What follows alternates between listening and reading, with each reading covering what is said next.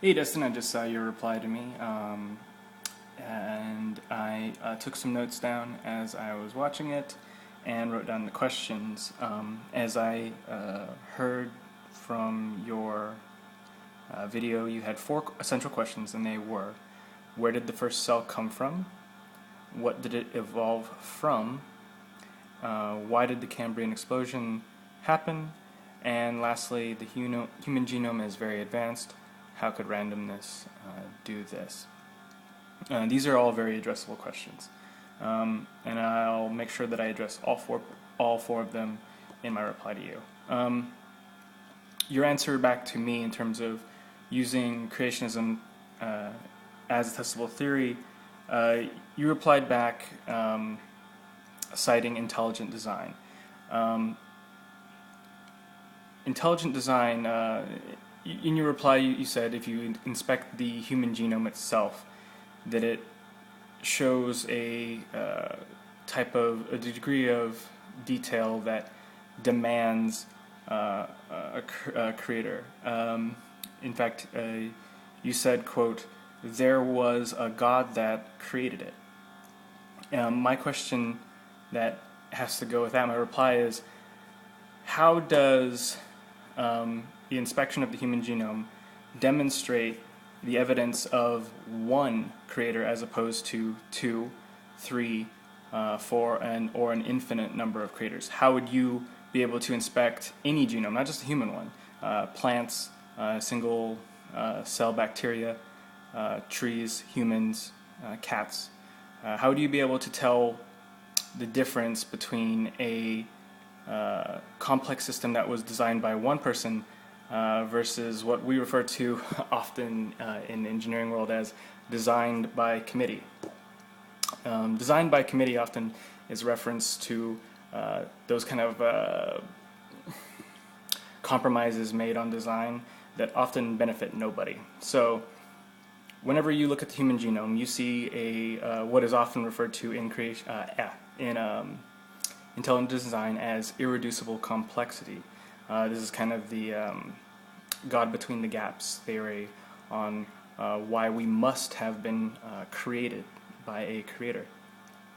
The question then is, are we actually intelligently designed? Like, do we have a good design, or do we have a lot of those designed by committee type features that would have to be with design? So whenever we look at parts of our digestive tract, such as our appendix, which serves no real function, or the fact that we don't need wisdom teeth anymore, or various elements of our body that quite frankly aren't optimized or don't suit us very well. The question is, how do you know that the design you're looking at came from a single being versus numerous, seemingly infinite number of beings? And if you can't distinguish between one, two, three, four, five different beings, how can you draw that distinction between no being and one being? You made a statement about evolution is about randomness. I don't believe that this is the phrase or the language that is used when discussing evolution amongst most academic circles. Evolution very much does have mutations, but it's about a fit to an environment.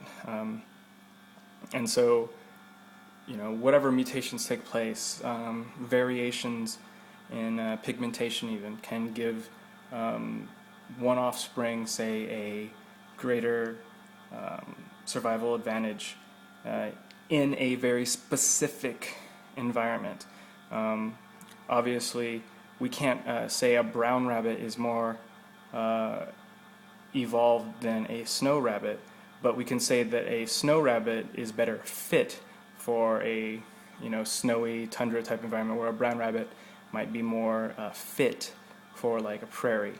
And switching their two environments changes their fitness without ever changing their genetics whatsoever. So creatures are fit to their environment, and the basis for evolution is that successful traits are ones that are selected naturally.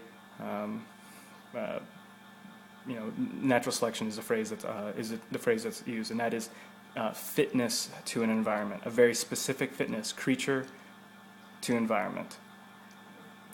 So it's not about randomness. In fact, there's actually been a recently interesting. I read a document about kind of the evolution of evolution, and talking about.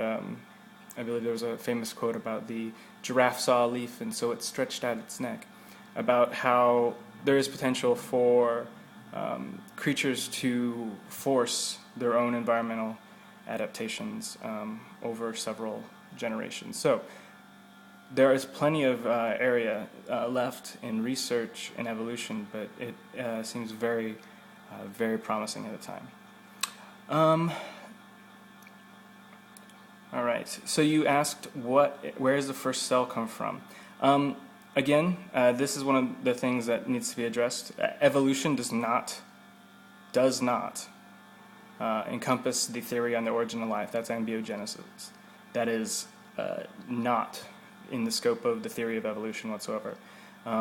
Creationism and intelligent design may incorporate all three, which is origin of the cosmos, origin of life, and biodiversity. But evolution is only one of those three, and that is on the scope of biodiversity itself. So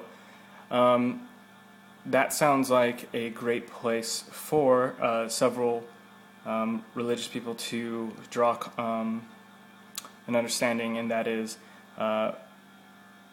if evolution is threatening to the notion of the religion, etc., because it rewrites, how we came to be here. I don't know what to say. It's not a theory about the origin of the universe or origin of life. Only a theory about the diversity of life itself. Where did the first cell come from? I mean, that is a completely other field of study. Lots of theories about this. I recently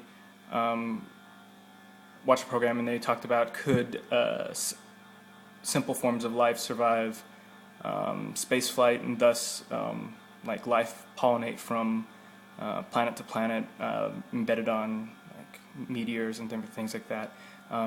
It's certainly an area that we're going to be studying for a very long time.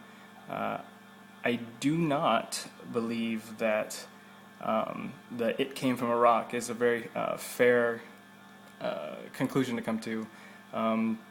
There's talk about various forms of very simple life forming in like sheets of like clay beds. But I can't speak to the validity of those studies.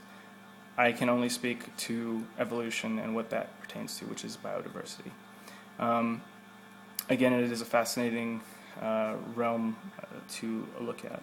The "it came from a rock" statement seems strikingly similar to the very repeated phrase "lightning striking a puddle," which was a intelligent design caricature of the beliefs of evolution, which, as I explained earlier, evolution does not cover the origin of life, only the diversity of life. So that was kind of a red herring. You also said, we were talking about adaptation and skeletons that could be made to look human. And while this is true, you will find that the range in which it's a lot more than simple configuration things. So, like you said, different people around the world have different appearances. And while this is true, you'll find that the difference in our appearances versus the difference in our genetics don't line up one for one. There's actually a fascinating episode of Radiolab that you can see, or well, listen to. It's a web thing, where they talk about race and how appearance and genetics don't line up as one for one as we have previously determined. On that episode, a black man gets his DNA tested, and his DNA turns out to have 0% African DNA. We can track a lot. You brought up the Human Genome Project, and that's what that episode in particular cited, and that's how they determined kind of the mapping of how the human genome has moved over a long period of time. I'm almost running out of time here, so I'll just get to the last little bits. Why did the Cambrian explosion happen? So many fossils, diversity, evolution.